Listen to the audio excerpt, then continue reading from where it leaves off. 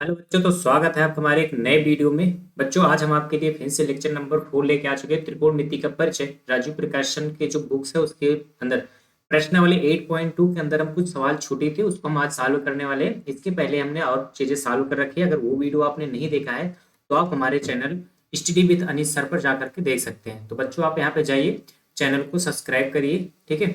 और वीडियो आपको पसंद आए तो वीडियो को लाइक करिएगा और शेयर करिएगा अपने दोस्तों के पास। और आज हम बचे हुए प्रश्नों को सॉल्व करेंगे। इसके बाद में हम फिर आगे की चीजें पढ़ेंगे। 8.3 भी अभी आपका है, फिर उसके बाद में बहुविधि के प्रश्न है, ठीक है। ये सारी चीजें हम सॉल्व करने वाले हैं। तो हम इन सब का सारी चीजों का जो है सोल्यूशन, और आपको पूरा मैथ में अच्छे नंबर्स लाने हैं, मैथ में अच्छे नंबर्स लाने हैं आपको, यूपी बोर्ड में अच्छा मार्क्स करना है, तो आपको क्या करना है, आप हमारे चैनल पर विजिट करिए, जुड़िए। यहाँ पे हम मैथ की आपको पूरी तैयारी करवाएंगे, ठीक है। स्टडी विद अनीस सर पे आज हम मैथ आपको पूरी पढ़ाने वाले हैं, ठीक है। इसमें एमसीक्यूज वगैरह जितने भी हैं, मोस्ट इंपॉर्टेंट क्वेश्चन, साथ में आपको प्रीवियस ईयर क्वेश्चंस, ये सारी चीजें हम सॉल्व करने वाले हैं। तो आज का जो हमारा लेक्चर है वो त्रिकोणमिति के परिचय पर प्रश्नावली 8.2 के बचे हुए प्रश्न, प्रश्न नंबर 7 से लेकर के 12 तक सॉल्व करने वाले हैं, ठीक है।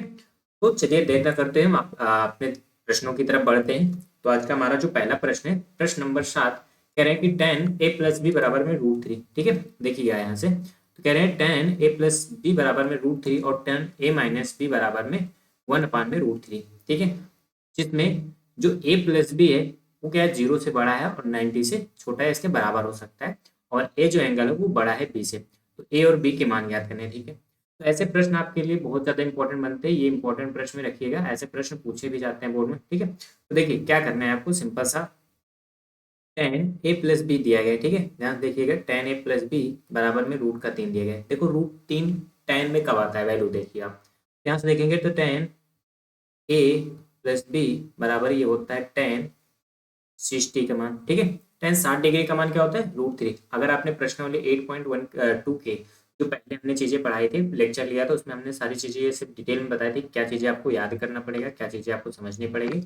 तो अगर उस वीडियो को आपने नहीं देखा तो जाकर के उस लेक्चर को पहले आप देखिए, ठीक है। उसके बाद ये सारी चीजें आपको समझ में आएगी।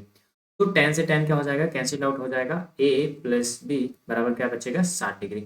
इक्वेशन नंबर हमारा एक हो गया, ठीक है। सेकंड कंडीशन पे दिया गया आपको टेन ए माइनस बी बराबर में 1/√3, ठीक है। अब देखिए, टेन ए माइनस बी बराबर में ये किसका वैल्यू होता है, टेन 30 डिग्री का मान होता है, ठीक है। जैसे टेन को टेन से हमने रिलीज किया, ए माइनस बी बराबर क्या हुआ, 30 डिग्री। Equation number 2। अब समीकरण एक और दो को क्या लेते हैं, जोड़ लेते हैं। तो इक्वेशन फर्स्ट प्लस सेकेंड, ठीक है। तो A plus B equal to 60 degree और A minus B equal to 30 degree. दोनों को जोड़ोगे तो ए और ए क्या हो जाएगा, 2a plus minus cancel out हो जाएगा, 60 30 90। इसको काटोगे, ए बराबर क्या आ जाएगा, 45 डिग्री। ए का मान क्या आ गया, 45 डिग्री आ गया, ठीक है।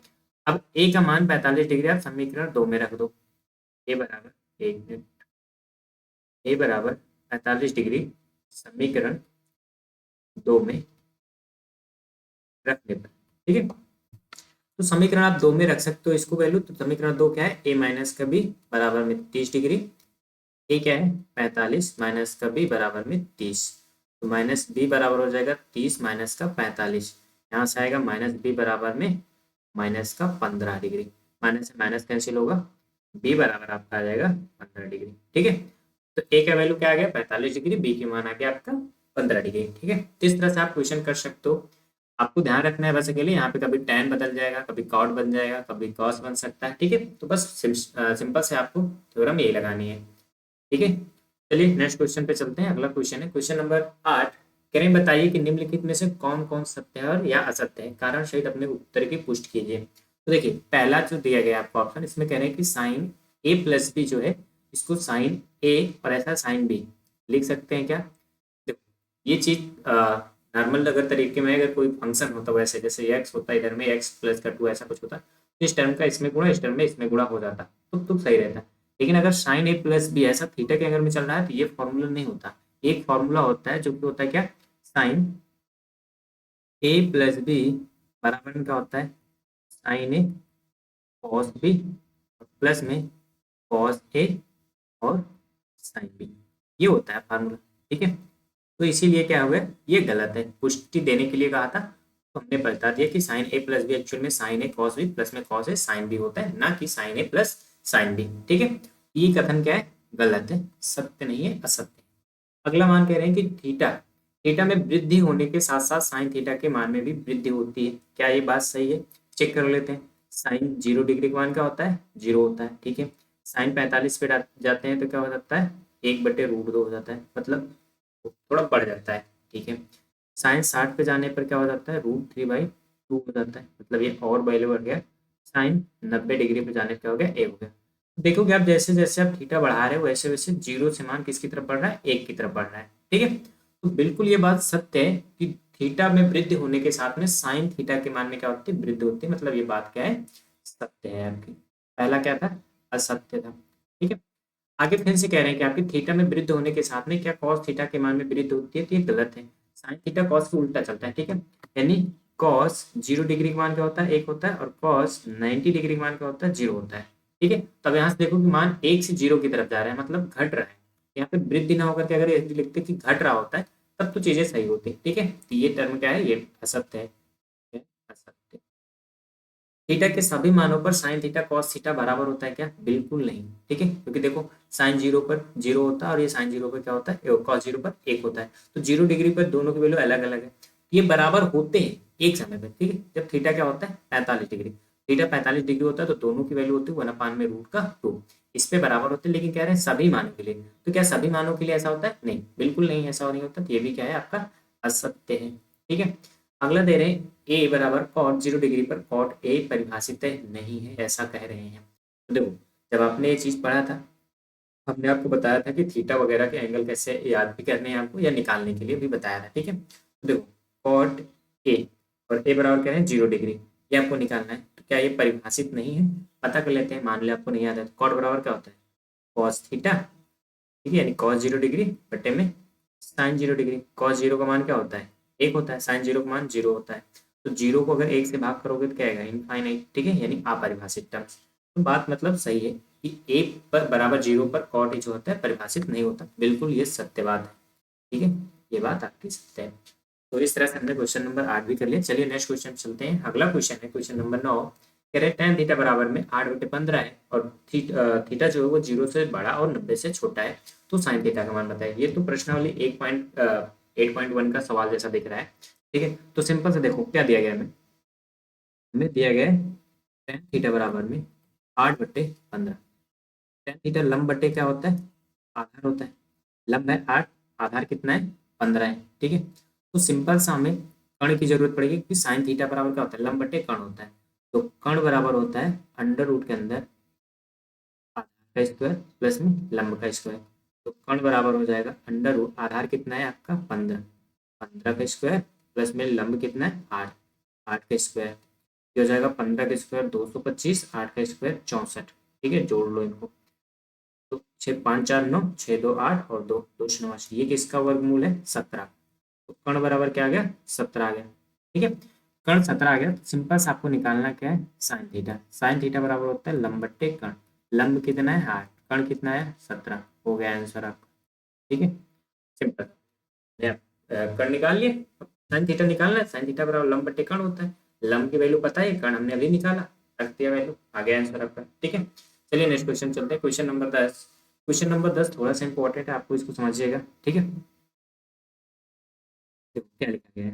कह रहे हैं टेन टू थीटा बराबर में, ठीक, टेन टू थीटा बराबर 2 tan थीटा बटे में 1 - tan² थीटा की सहायता से tan 60 का मान निकालना है, जबकि tan 30 डिग्री का मान 1/√3 दिया गया है। ठीक है, तो थीटा हम ऐसा करते हैं, थीटा की जगह पे क्या रख दें? 30 रख दें। तो जैसे ही रखोगे तो ये 30 दूना कितना हो जाएगा? 60 डिग्री बराबर में 2 tan 30 डिग्री बटे में 1 - tan² 30 डिग्री। ठीक है, 60 का हमें निकालना है। 30 डिग्री की वैल्यू पता है 1/√3 बटे में 1 - 1/√3 का होल स्क्वायर। ठीक है, इस पॉइंट को हम यहाँ से सॉल्व करते हैं, ध्यान से देखिएगा। तो ऊपर क्या है? 2 × 2 बटे में क्या आ जाएगा? √3, और ये हो जाएगा 1 माइनस का 1 का स्क्वायर 1, √3 का 3 हो जाएगा। इधर में क्या करेंगे? हर बराबर करेंगे, 3 से गुणा करना पड़ेगा। ठीक है, तो 2/√3 बटे में तीन में से एक जाएगा, क्या बचेगा, 2/3 बचेगा। अंदर अंदर गुणा, बाहर बाहर का करते हैं, ठीक है, इसका टर्म का ऐसे गुणा होगा। तो 2 गुणे 3 हो जाएगा, बट्टे में 2 गुणे√3, 2 से 2 कैंसिल होगा, √3 एकदम, √3 ऐसा कट जाएगा, √3 बचेगा। ठीक है, तो tan 60 डिग्री बराबर क्या बचा, √3। यही होता है आंसर, हमें पता भी है। ठीक है, हमने ज्ञात कर लिया कि tan 60 डिग्री बराबर क्या होता है, √3 होता है। ठीक है, तो कुछ नहीं करना, आपको थीटा की जगह पे क्या रखना है, वैल्यू 30 रख देना। उसके बाद tan 30 डिग्री का मान 1/√3 दिया गया हमें, हमने सीधा इसकी वैल्यू रखा और आपको यहाँ पे निकाल कर दिखा दिया। ठीक है, तो ये कैलकुलेशन आप लोग देख लो आराम से, और इसको आप लोग फिर से ट्राई करिए। चलिए नेक्स्ट क्वेश्चन चलते हैं। क्वेश्चन नंबर 11, cos 2 थीटा बराबर में 2 cos स्क्वायर थीटा माइनस 1 की सहायता से cos 30 डिग्री का मान ज्ञात कीजिए, जबकि cos 60 डिग्री बराबर क्या है, 1/2 दिया गया है। ठीक है, तो सिंपल सा हमें फिर से यही वहां पे काम करना है। ठीक है, 60 दिया गया है, तब भी कोई फर्क नहीं पड़ता, हमें यहाँ पे 30 रख दो बस ये, क्योंकि जैसे भी देखो, जैसे आप यहाँ पे थीटा पे 60 रखते हो, 60 दूना 120, cos 120 का वैल्यू हमें नहीं पता होता। ठीक है, 60 का पता होता है, 30 का पता होता है, तो ऐसा करते हैं, थीटा की जगह 30 ही रखते हैं। तो क्या दिया गया है, देखिएगा, ये दिया गया है cos 60 दिया गया, तो 30 हमने रखा, तो हो गया 60 डिग्री बराबर 2 cos स्क्वायर। ठीक है, cos स्क्वायर थीटा की जगह क्या लिख दें हम, 30 डिग्री, 30 डिग्री माइनस का 1। ठीक है, cos 60 का मान दिया गया 1/2 बराबर में 2 cos स्क्वायर, 30 डिग्री माइनस का 1। ठीक है, -1 उधर से आएगा, इधर हो जाएगा प्लस 1/2 प्लस 1 बराबर में 2 cos स्क्वायर 30 डिग्री। इसको सॉल्व करोगे यहाँ पे एक एलसीएम लेकर के। ठीक है, तो हो जाएगा 3/2 बराबर में 2 cos स्क्वायर 30 डिग्री। तो यहाँ पे गुणा में है ये टर्म। ठीक है, इधर आएगा भाग में, तो हो जाएगा 3/4 बराबर में cos स्क्वायर 30 डिग्री। हमें cos 30 डिग्री की वैल्यू चाहिए, ना कि cos स्क्वायर की। ठीक है, तो क्या करोगे आप यहाँ पे, तो cos 30 डिग्री बराबर हो जाएगा √3/4। ठीक है, तो 3 का अंडर रूट कुछ नहीं होता, तो √3 बचा रहेगा, और 4 का क्या हो जाएगा 2, तो cos 30 डिग्री का मान क्या हो जाएगा, √3/2। ये आ गया आपका आंसर। ठीक है, इस तरह से आप इसको भी फाइंड कर सकते हो। चलिए नेक्स्ट क्वेश्चन चलते हैं। क्वेश्चन नंबर 12, tan 2 थीटा बराबर में 2 tan थीटा का प्रयोग करके tan 30 डिग्री का मान ज्ञात कीजिए, 1 माइनस tan स्क्वायर। इस प्रश्न को थोड़ा सा ध्यान दीजिएगा आप लोग, इंपॉर्टेंट प्रश्न है, क्योंकि अभी दो दो सवाल जैसे लगा के लगेगी बिल्कुल वैसे ही, बट यहाँ पे थोड़ा सा एक ट्विस्ट है। ठीक है, उसको थोड़ा देखते हैं। जैसे दिया गया tan 2 थीटा बराबर में 2 tan थीटा बटे में 1 माइनस tan स्क्वायर थीटा। ठीक है, अब जैसे आप 30 डिग्री की वैल्यू रखते हो, tan हो जाएगा 60 डिग्री, 2 tan 30 डिग्री माइनस में 1 माइनस tan स्क्वायर 30 डिग्री। अब इस बार हमें tan 30 डिग्री का मान ना देकर के tan 60 डिग्री का मान दिया गया। ठीक है, तो जिसका मान दिया गया तो उसको तो हम रख सकते हैं, यानी √3 आ गया, बट्टे में 2 tan 30 डिग्री बट्टे में 1 माइनस tan स्क्वायर 30 डिग्री। अब यहाँ से हमारे लिए पॉसिबल नहीं है कि दो दो tan 30 डिग्री है और निकाल लें। ठीक है, तो यहाँ पे हम क्या करते हैं, एक टर्म्स करेंगे। यहाँ पे हमने माना, कुछ चीज सपोज करेंगे, माना 30 डिग्री बराबर में क्या है, एक्स, क्या मान लिया, एक्स मान लिया। ठीक है, तो जैसे ही एक्स मानोगे, तो यहाँ से देखिएगा, जैसे ही एक्स मानोगे क्या हो जाएगा, √3 बराबर में 2x बट्टे में 1 माइनस एक्स स्क्वायर। ठीक है, देखो tan 30 जगह पे हमने क्या रख दिया, एक्स रख दिया, और tan स्क्वायर 30 डिग्री पर एक्स रखा तो स्क्वायर हो गया। अब इसका आर पार गुणा करोगे तो हो जाएगा √3 माइनस का √3 एक्स स्क्वायर बराबर में 2x। ठीक है, सबको उधर टर्म्स लेके जाओगे तो हो जाएगा आपका √3 एक्स स्क्वायर।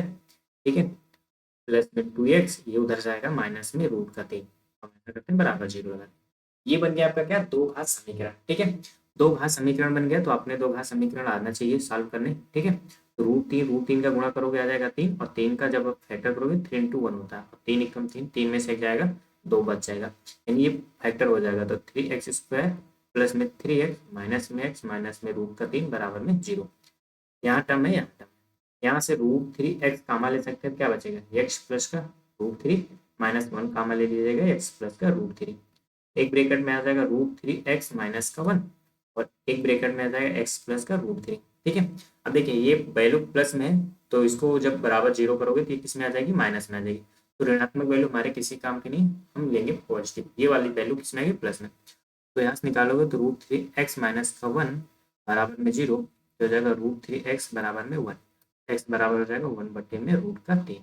ठीक है, यह है एक्स की वैल्यू और एक्स बराबर क्या है tan 30 डिग्री, तो tan 30 डिग्री का मान कितना है 1/√3। ठीक है, इस तरह से आपका प्रश्न ये सॉल्व हो गया। इस वाले प्रश्न में बस यही सिंपल सा ट्विस्ट था कि अगर हम इसको tan 30 डिग्री ही मान करके लगाते तो ये क्या होता था, कैलकुलेशन थोड़ा लंबा चला जाता है। ठीक है, तो कैलकुलेशन से बचने के लिए सिंपल से tan 30 डिग्री उत्तर कर लिया, एक्स मान करके दो घात समीकरण बना करके इसको सॉल्व कर लिया, सिंपल सा आपके आ गया। ठीक है, तो ये प्रश्न नोट पॉइंट में रखिएगा, थोड़ा इंपॉर्टेंट प्रश्न है। ठीक है, तो चलिए देखिए, आपका यहाँ से जो प्रश्नावली 8.2 है, ठीक है, वो खत्म हो चुकी है। ठीक है, उसमें हमने सारी नंबर की जो सवालें थी कर लिया, 1 से लेकर के 12 नंबर तक की जो सवालें थी उसको हमने सॉल्व कर लिया। 1 से लेकर के 6 तक का वो लेक्चर नंबर 3 में आपको मिल जाएगा, और 7 से लेकर के 12 तक का ये लेक्चर नंबर 4 में है। ठीक है, इसके पहले भी हमारे 2 लेक्चर होते हैं, लेक्चर नंबर 1 और लेक्चर नंबर 2, इसमें हमने 8.1 के पूरी सवालें सॉल्व किए। ठीक है, तो आपको ये सारे प्रश्न सॉल्व करने और सीखने हैं, क्योंकि देखो बोर्ड में आपके यूपी बोर्ड एग्जाम में यहाँ से प्रश्न यानी क्वेश्चन जो होते हैं वो बनते ही बनते हैं, यहाँ से प्रश्न पूछे जाते हैं 4 नंबर में, 2 नंबर में, 6 नंबर तक भी पूछे जा सकते हैं। तो आपको क्या करना है, इन सब प्रश्नों को अच्छे से सॉल्व करना है, अच्छे से लगाना है। ठीक है, तभी आपको ये चीज़ें सॉल्व हो जाएंगी और आप मैथ में जो है 100 लाने की कोशिश कर सकते हो, मतलब ला सकते हो आप। अगर मेहनत करते हो तो 100 में 100 मैथ में लाना कोई बड़ी बात नहीं है। ठीक है, तो आप लगातार जुड़े रहिए हमारे चैनल से, study with Anees sir, study with Anees sir channel को आप लोग सब्सक्राइब कर रहिए, वीडियो को लाइक करिए, एक प्यारा सा कमेंट करिएगा। ठीक है, बाकी आपको जो भी चैप्टर्स के बाद पढ़ना हो कमेंट बॉक्स में लिखिए, उस चैप्टर का जो है सोल्यूशन हम लेके आएंगे। ठीक है, और हाँ, आपको यहाँ पर प्रीवियस ईयर क्वेश्चंस, ठीक है, एमसीक्यूज, साथ में आपको इम्पोर्टेंट क्वेश्चंस बोर्ड एग्जाम में, ठीक है, सारी चीज़ें अवेलेबल कराई जाएंगी। तो आप क्या करिए, आराम से हमारे चैनल को ज्वाइन कर लीजिए। ठीक है, तो वीडियो अच्छा लगा तो वीडियो को लाइक कर दीजिएगा, चैनल को सब्सक्राइब कर दीजिएगा। तब तक के लिए धन्यवाद, मिलते हैं नेक्स्ट वीडियो में।